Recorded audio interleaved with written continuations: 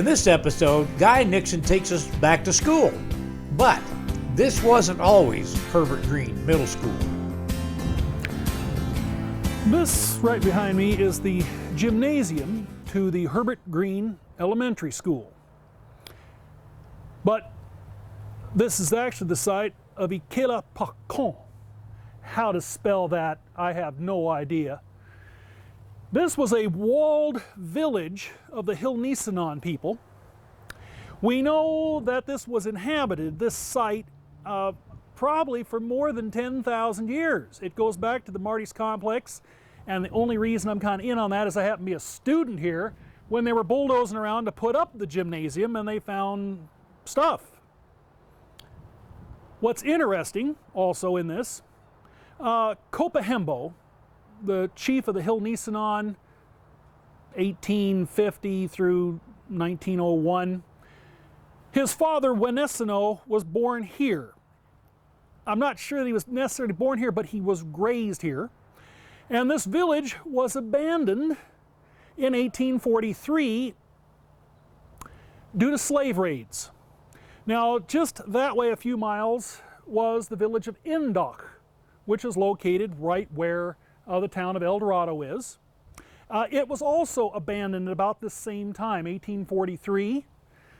This village, if you will, if you're going over to where the McDonald's is, there was a beautiful spring right in there, and they had all kinds of trouble trying to get to the water drainage for putting in the parking lot and everything. What a lot of people don't realize is that the slave raids made a tremendous impact on the people living in El Dorado County. And this is one of those sites that it was just too open. It was too vulnerable to attack by slave raiders. There was a village, and I do not know the site exactly of it, and it was Ifokon. And it's somewhere that way, which would be northeast of here, that Wenesano, Kopahembo's father, as a teenager, had come by the village, and there was a woman with her leg was broken and had gangrene, and she was eating unleached acorns. And she had said that it had been hit by slave raiders. They spoke a language of a tribe much further to the southeast, probably further than Stockton, maybe even clear over the Coast Range. And that they had witnessed that, and that village had been abandoned. Well, I mean, she was the only one left. Everybody there was taken. So villages were abandoned by the Haudenosaunee back to north of the American River as a defense against what was going on. Now, a little later, I'm going to go into what all the slave raiding was about. We're going to go down to Wuhuluk and what was going on there.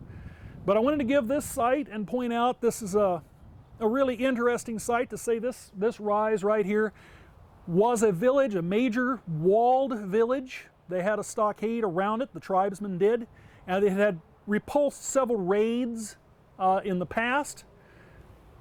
And when I was coming in here talking to the principal and I had everything, 4 of the students here last year actually descend from their ancestors were people who actually lived in this village.